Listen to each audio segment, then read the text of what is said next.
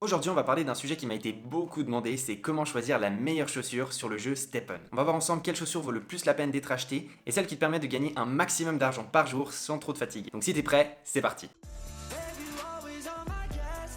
Donc, comme d'habitude, je vous partage l'écran de mon téléphone portable. Comme ça, vous pouvez voir avec moi ce que je fais directement dans l'application. La première chose pour choisir sa chaussure, c'est déjà de savoir vers quel type de chaussure on va se diriger. Pour rappel, il y a 4 types différents de chaussures. Il y a les walkers pour marcher, il y a les joggers pour faire un jogging, les runners pour courir, et puis les trainers, c'est les plus polyvalentes, mais d'ailleurs les plus chères, qui permettent à la fois de marcher ou de courir. Je te rappelle que selon le type de ta chaussure, tu dois respecter un certain intervalle de vitesse dans lequel tu dois rester si tu veux gagner de l'argent avec cette chaussure, gagner des GST. Comme tu peux le voir sur la marketplace, les chaussures les moins chères, ce sont toujours des runners. Il y a des fois des walkers, des joggers qui passent un peu moins cher, mais la plupart du temps, c'est les runners. Et en fait, la raison pourquoi c'est elles qui sont les moins chères, c'est parce qu'en fait, c'est elles qui vont te demander le plus d'efforts. En fait, avec les runners, tu vas être obligé de courir si tu veux gagner de l'argent avec. Et puis, ça peut encore aller 2-3 fois par semaine, mais si tu dois courir tous les jours, si tu veux rentabiliser un maximum tes gains et justement récupérer ton capital initial le plus rapidement possible, eh bien, tu vas devoir les utiliser tous les jours parce que ton énergie, elle se recharge toutes les 24 heures. Donc, ce serait bête de pas les utiliser un jour ou deux et puis du coup de gaspiller tes énergies. Et puis du coup,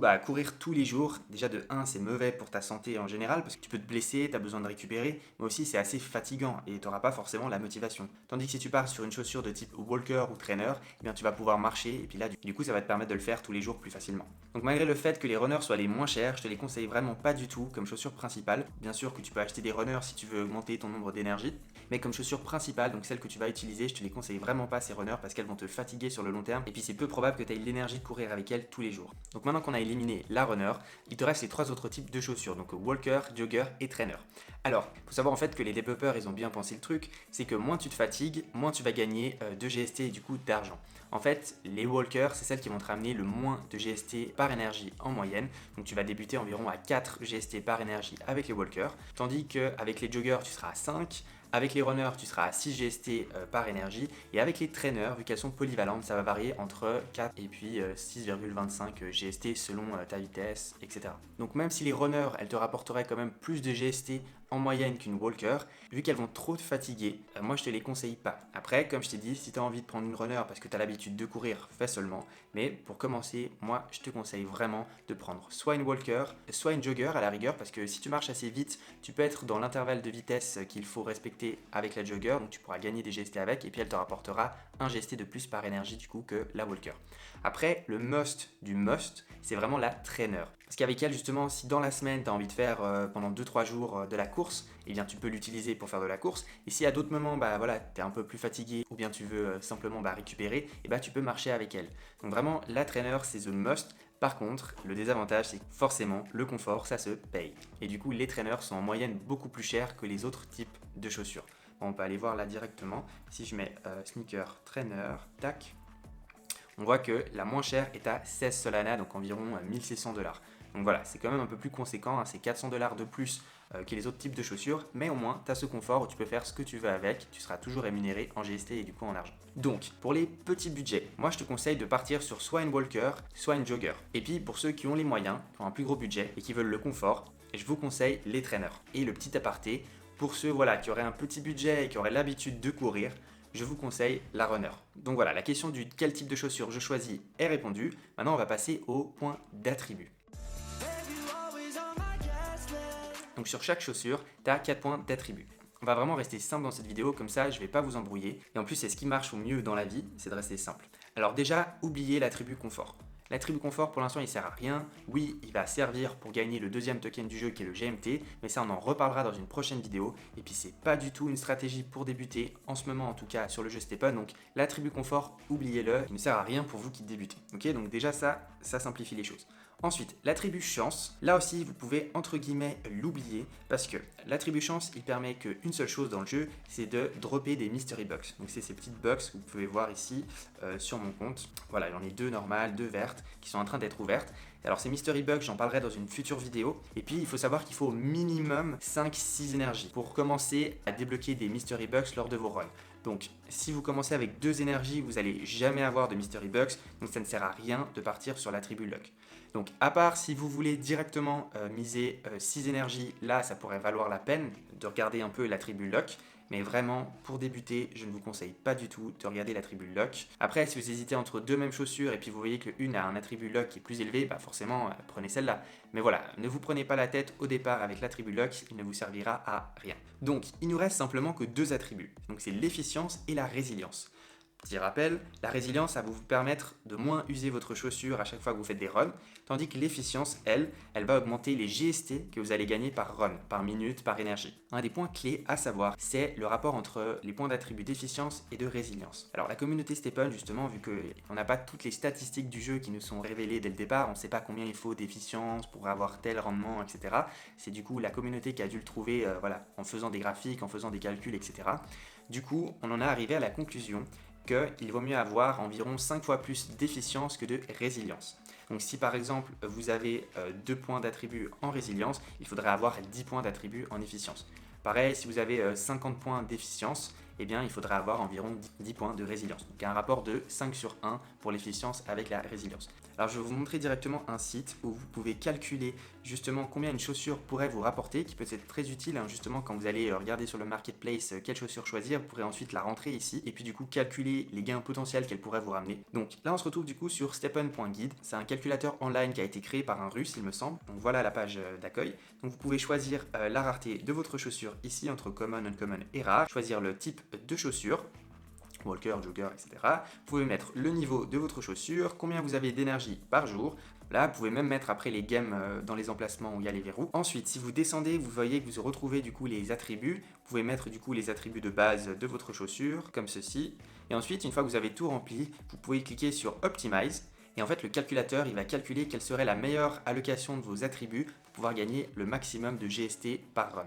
Et puis du coup, si on en revient à ce rapport de 5 sur 1 d'efficience et de résilience, donc là, bien sûr qu'il n'est pas du tout respecté parce qu'on est dans des petits levels, mais par exemple, si j'augmente de niveau, la chaussure, par exemple, je la mets au niveau 19, là je mets optimiser, on peut voir du coup qu'on le retrouve plus ou moins. Avec le 80 d'efficience sur 14 de résilience, donc ça fait à peu près un rapport de 5 sur 1. Et justement, le deuxième point clé que je veux que vous reteniez, c'est que pour commencer, l'attribut à privilégier au maximum, c'est l'efficience, l'efficience et l'efficience. Donc vous m'oubliez les trois autres attributs, vous pensez qu'à l'efficience. C'est elle qui a le meilleur rapport qualité-prix. Ok ? L'efficience. Et on peut le voir typiquement là dans la simulation qu'on a fait sur stepn.guide. Quand vous mettez optimiser, le plus de points d'attribut est mis dans l'efficience avec 80. Et c'est ça qui nous permet d'avoir autant de GST. Parce qu'il y en a peut-être certains qui vont se dire ah bah tiens, je vais mettre la résilience au maximum, comme ça ma chaussure elle va pas du tout s'user. Alors on peut essayer. Donc là j'ai inversé les points d'attribut d'efficience et de résilience, et puis on peut voir du coup qu'on gagne pas du tout la même chose, qu'on gagne que 5.42, alors qu'avant c'était environ 13. Donc vous voyez que c'est pas du tout la même chose. Et du coup ça prouve que le meilleur attribut pour lequel il faut tout miser au départ, c'est l'efficience. Après il y a d'autres stratégies, notamment avec les mystery bucks où il faudra maximiser la luck, ou bien bientôt la stratégie avec le confort pour gagner des GMT, mais ça on en reparlera dans une autre vidéo, vous inquiétez pas. Là pour commencer, et c'est la stratégie vraiment de base qu'il faut utiliser, c'est de maximiser l'efficience de ces chaussures, mais tout en respectant ce rapport d'efficience sur résilience d'environ 5-6 sur 1, parce que si vous mettez rien en résilience, eh bien la chaussure elle sera trop chère à réparer. Et justement c'est là que ce calculateur est très utile parce qu'il vous permet d'optimiser au mieux ce rapport entre efficience et résilience selon le niveau de votre chaussure pour avoir le maximum de gains par jour. Donc maintenant on sait que c'est l'efficience qui est l'attribut le plus utile. Mais vous allez me dire après, bon voilà, est-ce que je choisis une efficience au max à 10 points d'une common, ou est-ce que je choisis une efficience à 1, etc. Alors, c'est sûr qu'une chaussure, plus elle est parfaite, c'est-à-dire plus ses attributs se rapprochent les 4 de 10 points, plus elle sera chère logiquement. Et puis du coup, vous allez être tenté et vous n'allez pas savoir quoi faire entre une chaussure qui a peut-être 9 en efficience mais 2 en résilience, ou une chaussure qui a peut-être 5 en efficience mais 10 en résilience. Vous allez être un peu perdu. Puis vous allez vous demander mais laquelle je choisis ? Eh bien, il n'y a pas vraiment une seule réponse, ça va vraiment dépendre de plein de facteurs. Déjà, vous n'allez pas forcément trouver toujours une chaussure avec des caractéristiques quasiment parfaites en efficience et en résilience à tous les moments dans la journée. Ça va dépendre de l'offre, donc c'est-à-dire les personnes qui mettent en vente leurs chaussures. Donc ça déjà c'est le premier point. Ensuite ça va dépendre de votre budget. Forcément si vous avez un budget plus élevé, vous allez pouvoir taper sur des chaussures un peu plus parfaites avec des points d'attributs plus élevés. Mais le troisième point clé que je veux que vous reteniez, c'est que ces attributs de base, en tout cas pour une stratégie où on débute, ils ne sont pas si importants que cela. Parce qu'en fait la différence entre les attributs de base d'une chaussure à l'autre, elle va être de plus en plus minime au fur et à mesure que tu augmentes ta chaussure, parce que tu vas pouvoir justement débloquer de plus en plus de points d'attributs à allouer à ta chaussure. Et puis au bout d'un moment, quand tu auras 80 d'efficience comme on l'a vu avant, eh bien il y aura peu de différence entre une chaussure qui a 80 ou une autre chaussure qui a 84, qui aurait débuté justement avec des attributs de base différents. Donc c'est là où je vais te dire que te prends pas trop la tête avec ces attributs de base. Moi je te conseille en tout cas de viser des attributs de base au-dessus de 5-6. Le plus important je dirais c'est vraiment en efficience, si tu veux vraiment maximiser un maximum tes gains. Okay. Après, c'est sûr, si tu arrives à trouver une chaussure qui a 9 en efficience, 9 en résilience, et bien là c'est jackpot, c'est une super chaussure, tu peux la prendre sans hésiter si tu rentres dans ton budget. Donc entre une chaussure qui a un peu moins de points d'attribut de base mais qui coûte beaucoup moins cher qu'une de ces chaussures qui est quasiment parfaite avec 10 partout d'attributs mais qui coûterait le triple, voire le quadruple de la chaussure la moins chère, autant partir sur la moins chère parce que c'est elle justement qui va vous ramener le plus d'argent en investissement le moins d'argent au départ. Maintenant qu'on sait quel type de chaussures choisir, que l'attribut des chaussures sur lequel tout miser au départ c'est l'efficience, et qu'il ne faut pas trop se prendre la tête avec les points d'attribut de base, qu'il faut viser plus ou moins 6 attributs de base. On va passer maintenant aux sockets des chaussures.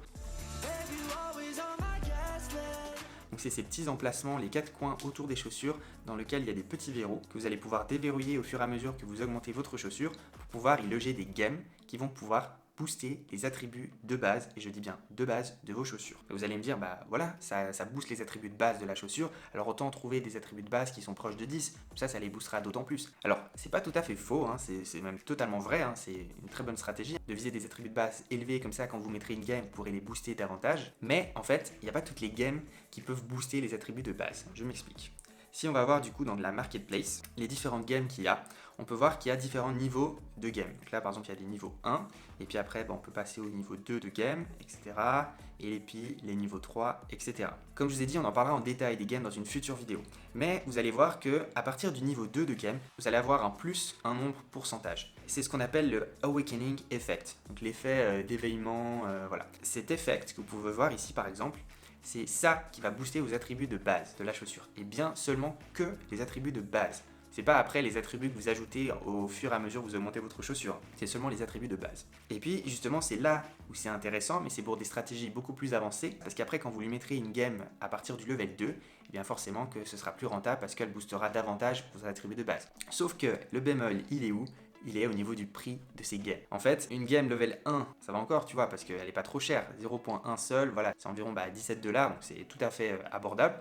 Mais après, dès qu'on passe par exemple à un level 2, c'est beaucoup plus cher, on passe à 7.8 seul, donc c'est $780. Hein. Et puis ensuite, si on passe au level 3, ça se démultiplie encore, donc $6.400, etc., etc. Il y a même des level 4 hein, en ce moment. Donc là, c'est vraiment réservé à une élite qui a beaucoup d'argent, donc 538 seuls, donc c'est $53.000. Donc là, il faut y aller hein, pour pouvoir acheter cette game. On oublie, même si ça fait rêver, de posséder une game level 4. Si vous en avez une, bah waouh, franchement bravo. Vous pouvez m'envoyer un message sur Twitter. Je serais curieux de savoir sur quelle chaussure vous l'avez mis. Mais voilà, ne vous préoccupez pas trop des gammes de level 4, etc. parce que ça sert à rien pour débuter. Donc tout ça pour dire que l'attribut de base de ta chaussure est certes important. Si au fur et à mesure que tu développes ta stratégie et ton budget dans l'application, tu investis dans des games, etc. Mais si tu pars, comme la majorité des gens, avec un budget simple pour t'acheter une, voire quelques chaussures, et puis pour rentabiliser au plus vite ton investissement initial, eh bien on s'en balèque complet de savoir si tu as 9, si tu as 8, 7, etc. parce que de toute façon, tu vas pas foutre une game de level 4 sur ta chaussure. Donc pour nous, pour quelqu'un qui achète sa première chaussure principale dans le jeu, les points d'attribut de base ne sont pas si importants que cela. Ceci dit, au niveau de ces sockets du coup de ta chaussure, donc tu peux voir que tu peux avoir des sockets qui correspondent à l'attribut dans lequel tu mettrais la game pour booster ce même attribut. Moi, je te conseille, si tu as le choix entre deux chaussures, c'est de privilégier des sockets efficience. Parce que comme je t'ai dit avant, c'est vraiment cet attribut-là d'efficience qu'on va vouloir booster au maximum. Et puis, une game efficience de level 1, c'est tout à fait abordable. Donc, si tu as le plus de sockets efficience, tu pourras rajouter au maximum 4 games de level 1 d'efficience sur ta chaussure. Et du coup, booster de plus 8 ta chaussure en efficience, et puis ce sera toujours ça de gagner au niveau de ta chaussure. Donc voilà, si tu as le choix entre deux chaussures et tu vois qu'une elle a beaucoup plus de sockets efficience, voire l'autre pas du tout, je te conseille de prendre celle qui a les sockets en efficience. Un quatrième point clé qui est essentiel pour choisir sa chaussure. Le jeu, il a une économie interne. Et forcément, les développeurs, ils ont mis en place des mécanismes pour pas que tout le monde sorte de l'argent en même temps du jeu, sinon forcément que le projet il tomberait à l'eau, il y aurait plus d'argent qui circulerait et ça se pèterait la gueule. Donc, il y a plein de moyens de garder l'argent au niveau du jeu. Ce jeu, il va jouer avec tes émotions, avec ta dopamine. Et puis, tu vas voir qu'au début, c'est déjà cool d'avoir sa première chaussure, qu'on gagne de l'argent, etc. Mais au fur et à mesure des jours, on se lasse, on voit que les autres, ils font beaucoup plus, et on a envie de toujours avoir plus. Et c'est là justement qu'il faut faire attention, qu'il faut se mettre des limites, à ne pas être trop gourmand. Parce que voilà, au départ, on commence avec une chaussure, après on veut passer à 3 chaussures pour débloquer les 4 énergies, puis après à 9 chaussures, etc. Ensuite, on veut passer à une chaussure uncommon, parce que voilà, elle peut rapporter beaucoup plus, etc. etc. Donc au final, l'argent que tu gagnes tous les jours, tu vas pas le remettre dans ton compte bancaire, mais tu vas le réinvestir dans l'application. Du coup, au final, concrètement, dans la vraie vie, si l'application elle s'arrêtait demain, bah toi, t'aurais rien gagné, parce que t'aurais laissé ton argent circuler dans l'application. C'est là où justement il faut faire attention. Tu dois quand même te mettre des limites et te fixer des objectifs. Voilà, mon objectif c'est d'atteindre peut-être 3 paires de chaussures, très bien. Mais une fois que j'aurai atteint cet objectif-là, bah, je commencerai à récupérer mon investissement initial. Ça, on en reparlera en détail dans une future vidéo également, mais je trouvais essentiel de t'en parler déjà maintenant, parce que là, c'est vraiment un des points clés du jeu si tu veux gagner de l'argent, c'est qu'il faut savoir prendre ses bénéfices. Et du coup, le corollaire à ce que je viens de te dire, c'est le level des chaussures que tu peux acheter sur la marketplace. Tu vas être tenté de vouloir peut-être acheter une chaussure level 0. Moi, je te conseille pas de miser sur une chaussure de bas level. Je m'explique. Si tu vises une chaussure qui a un level qui est bas, tu vas être perdant sur la durée. Parce qu'en fait, une chaussure qui a déjà un haut level, elle va te rapporter beaucoup plus qu'une chaussure qui a un bas level. Alors c'est sûr que les chaussures de bas level elles seront moins chères, mais si ça rentre dans ton budget, autant choisir une chaussure avec le level le plus élevé, qui aura du coup le plus de points d'attribut, notamment par exemple en efficience, parce que c'est elle qui va te permettre d'optimiser au mieux tes gains en GST par run. Tandis que si tu choisis une chaussure qui est de bas level et que tu veux l'augmenter, tu vas de 1 perdre en GST parce qu'à chaque upgrade de ta chaussure ça va te coûter des GST, donc c'est des GST que tu n'auras pas récupéré dans ton compte bancaire mais que tu auras remis dans le jeu. Et deuxio, tu vas y perdre au niveau du temps. À chaque fois que tu vas augmenter ta chaussure, ça va te prendre un certain nombre d'heures qui est équivalent au prochain level de ta chaussure. Donc par exemple, si tu veux passer level 10, tu vas devoir attendre 10 heures. Si tu veux passer level 20, tu vas devoir attendre 20 heures, etc., etc. Je vais te montrer tout ça justement sur un graphique qui récapitule tout qu'on a sur notre groupe Telegram que je t'invite à rejoindre si jamais. Je te mettrai le lien dans la barre de description également. On a environ 257 membres, donc on est un bon groupe. On s'échange plein de conseils, d'astuces et de stratégies. Donc n'hésite pas vraiment à le rejoindre, ça nous ferait plaisir de t'avoir dans le groupe. Regarde, on a partagé cette image. En fait, c'est justement le récapitulatif des coûts de level up en GST et en temps pour chaque type de rareté de chaussures. Donc nous, ce qui nous intéresse là, c'est les chaussures de base, donc les common. Donc on peut voir voilà que pour passer au level 1, ici en haut, eh bien il te faudra du coup 1 GST et que ça te prendra 1 heure. Ensuite, si tu veux passer level 2, ça te prendra 2 GST. Et après, tu vois, tu as les colonnes où il y a Total Time et Total Cost. Donc c'est le coût total en temps si tu reviens depuis le départ, donc niveau 1 et que ça se cumule, etc. Et le total cost, c'est le prix des GST cumulé aussi au fur et à mesure que tu montes de niveau. Donc le point où je veux en venir, c'est que si tu prends une chaussure qui est level 0, tu vas devoir justement l'augmenter jusqu'au level 28 actuellement, hein, tu peux pas augmenter plus, il n'y a pas encore les levels 29 et 30 qui sont débloqués. Mais donc voilà, si tu veux l'augmenter jusqu'au level 28 pour maximiser un maximum tes gains en GST, eh bien en tout, cumulé, ça va te coûter 491 GST. Donc en Solana, ça va te coûter environ 22 Solana au cours actuel. Donc c'est quand même énorme, hein, 22 Solana. Et puis, au niveau du temps, ça va te prendre environ 17 jours. Donc il te faudra 17 jours pour augmenter une chaussure du level 0 au level 28. Et justement, ces 17 jours avec lesquels tu vas devoir attendre pour augmenter tes chaussures, plus le coût des upgrades de ta chaussure, il est énorme. Et c'est un coût qui va être absorbé tous les jours et qui va te permettre moins rapidement de récupérer ton investissement initial. Donc le point clé à retenir, c'est d'acheter une chaussure avec les levels le plus élevés au maximum que tu peux trouver à ton budget. Typiquement, moi au début, j'avais pris une chaussure de level 5 que j'avais ensuite utilisée tous les jours et puis ensuite je l'améliorais, etc.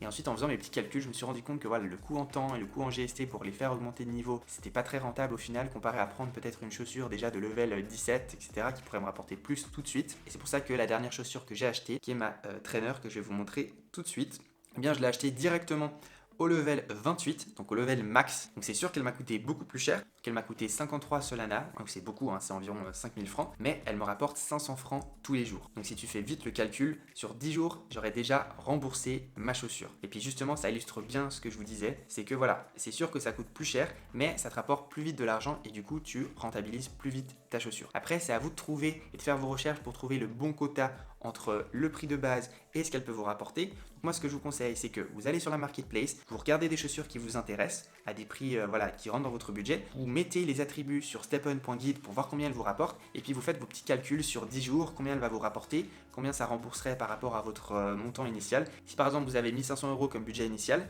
et que vous avez le choix entre deux chaussures et une qui vous rembourse ces 1500 € en 10 jours, tandis que l'autre elle vous les rembourse en 20 jours, prenez celle qui vous les rembourse en 10 jours. Comme ça, vous prenez aucun risque dans l'application. Au bout de 10 jours, vous êtes tranquille parce que vous vous dites, bah voilà, au pire, si l'application demain elle ferme, ce qui est peu probable, hein, mais si jamais voilà, les développeurs ils décident de fermer l'application, que tout se casse la gueule, que voilà, ce soit la fin de Stepon, et bah au moins vous aurez récupéré votre investissement initial et puis vous aurez rien perdu. Justement, dans ces jeux-là, crypto, il y a quand même pas mal de risques. Il faut miser sur la rapidité, c'est-à-dire qu'il faut récupérer votre investissement initial le plus rapidement possible. Comme ça, vous êtes tranquille. Et puis voilà, si ça se casse la gueule, c'est pas grave. Et puis si ça continue, tant mieux. Et puis bah je ferai d'autant plus de profit plus rapide. Donc voilà, j'espère que cette vidéo t'aura aidé à y voir plus clair pour le choix de ta chaussure principale dans le jeu Stepon. Tu trouveras toutes les ressources dont je t'ai parlé dans cette vidéo dans la barre de description. N'hésite pas à t'abonner à la chaîne, mettre un gros pouce bleu si ça t'a aidé, de me poser toutes les questions que tu voudrais me poser en commentaire, je prends vraiment le temps d'y répondre. Tu peux également me suivre sur Twitter, donc @gummystepon.